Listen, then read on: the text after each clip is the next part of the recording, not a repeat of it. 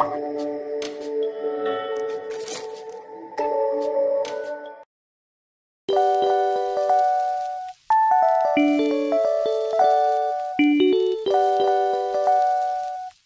Sobat Ridi, duduk dan dengar kembali lagi nih. Akhirnya setelah sekian lama, pesan untuk hati dari duduk dan dengar hadir lagi. Dan pesan untuk hati yang mau aku bahas sekarang yaitu tentang... Ya, pasti kamu semua udah tahu lah ya dari judulnya.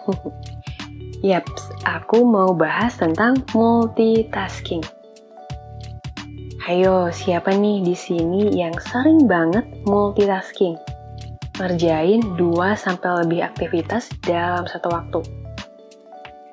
Kamu pasti pernah deh makan sambil balesin chat gebetan, atau nyetrika baju sambil gibahin orang bareng temen, atau lebih parahnya lagi, ngerjain tugas kuliah sambil milih-milih baju buat di check out dari all shop. Nah, kalau kamu pernah seperti itu, berarti kamu bisa disebut si multitasker. Orang-orang yang melakukan multitasking. Ternyata, terlalu sering melakukan multitasking dapat berdampak buruk loh buat kesehatan kamu. Yuk kita bahas dulu kenapa sampai bisa begitu.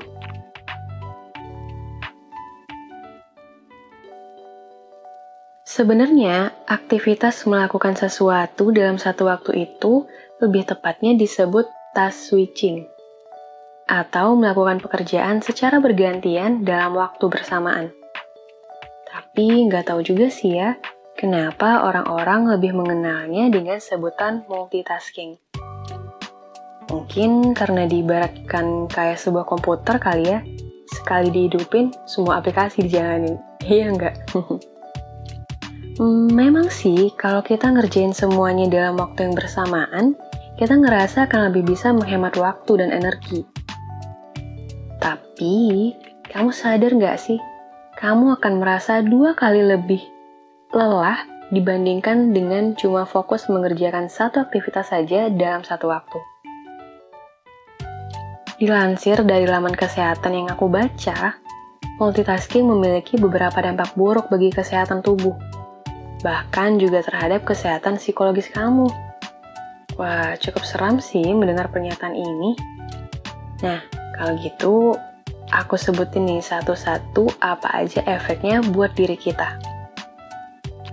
Pertama, dapat memicu stres. Beberapa penelitian menunjukkan bahwa kebiasaan multitasking dapat mengganggu kesehatan mental. Para multitasker cenderung lebih sering stres dan merasa cemas. Gak hanya itu, emosi dan motivasi dalam dirinya juga bisa ikut keganggu. Nah, coba deh kamu ingat-ingat. Mana tahu penyebab kamu sering cemas dan emosinya berubah-ubah itu bukan karena kamu lagi baperan. Mana tahu karena sering multitasking. Oke, efek yang kedua adalah bisa mengganggu daya ingat. Ayo guys, coba dengerin ini baik-baik. Kebiasaan multitasking dapat menyebabkan kamu kehilangan detail penting dari apa yang sedang kamu kerjakan. Dan itu akan mengganggu ingatan jangka pendek kamu. Dan kata peneliti lagi, detailnya, multitasking dapat mengganggu ingatan jangka pendek khususnya pada working memory dan juga menurunkan kemampuan menyimpan dan mengingat informasi jangka panjang. Tuh, jadi hati-hati nih guys. Bisa aja nanti kamu bakalan lupa dengan hal-hal penting atau momen-momen indah bersama gebetanmu. Bercanda. Tapi yang jelas, jangan sering-sering multitasking ya. Nanti jadi pikun loh. Oke, next. Yang ketiga, dapat menurunkan kreativitas. Hei, kenapa bisa sampai begitu? Nih, melakukan multitasking itu menjadikan otak bekerja lebih ekstra. Dan hal itu dapat menurunkan berpikir kreatif karena otak kita udah penuh, ibaratnya gitu nih. Jadi, buat kamu yang kerjanya memerlukan kreativitas dan imajinasi yang tinggi, kurang-kurangin deh multitasking, biar pekerjaannya lebih optimal. Sering-seringlah fokus pada satu hal atau satu pekerjaan aja, oke? Dan yang terakhir, ini dampak multitasking terhadap kesehatan tubuhmu. Apa itu? Multitasking dapat meningkatkan tekanan darah. Serem nggak tuh? Multitasking dapat berpengaruh pada kinerja jantung dan tekanan darah. Kenapa? Karena saat sedang multitasking, tubuh bekerja lebih ekstra dan jadi lebih banyak mengeluarkan hormon stres. Inilah yang dapat memicu peningkatan tekanan darah dan jantung. Nah, jadi ini juga nih yang bisa membuat kamu stres seperti yang aku sebutin di awal.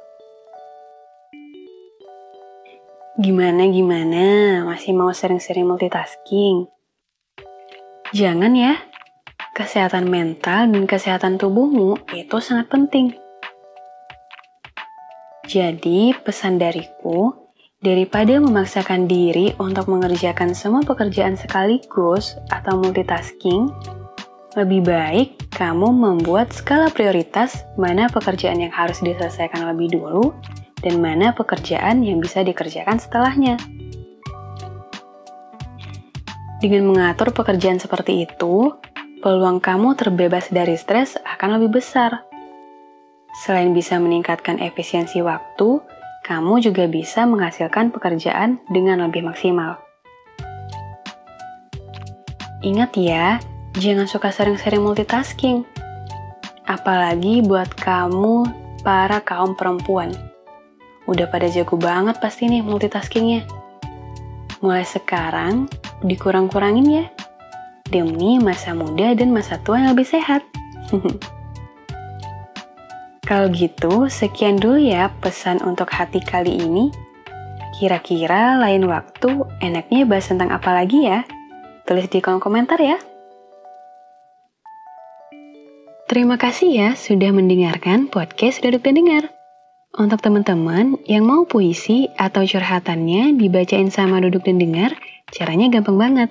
Kamu tinggal klik link yang ada di deskripsi atau langsung ketik bit.ly/inikaryaku di browser kamu.